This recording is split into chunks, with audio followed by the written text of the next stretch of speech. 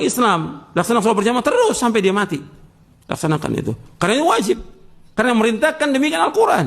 Allah merintahkan wa aqimus sholata wa atuz zakata warka'u ma'ar raki'in dalam surah Al-Baqarah ayat 43. Jadi karena sholat, keluarkan zakat dan rukulah bersama orang-orang yang ruku. Nggak bisa dipakai main agama ini. Nuntut ilmu demikian juga, entar datang, entar nggak datang, entar ngaji, entar nggak ngaji. Kok seperti itu? Mesti tetap continue. Bagaimana kita jaga istiqamah? Baca Al-Quran, nggak bisa kita pakai main-main. Terus, rutin baca Al-Quran.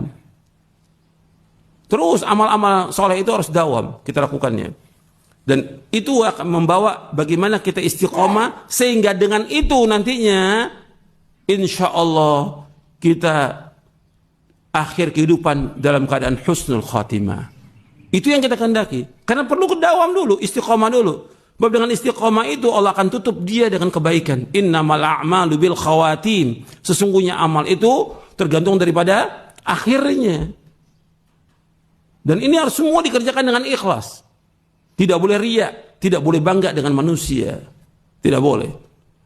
Kita beramal semuanya karena Allah. Apa yang kita lakukan, Allah pasti lihat. Nggak perlu diperlihatkan oleh manusia amal kita, tapi Allah pasti lihat.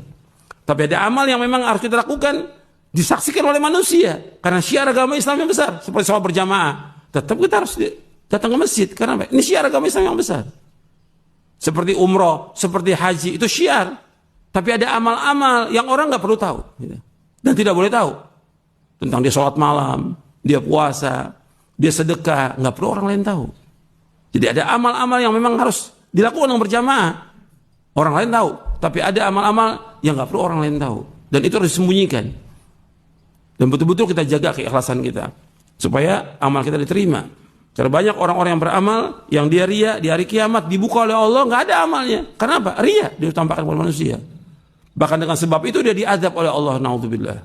Nasallallahu alaihi. Jadi ini masalah iman kepada yaumil akhir. Meskipun sudah selesai, tapi tetap kita berusaha bagaimana kita mempersiapkan diri kita untuk menuju akhirat.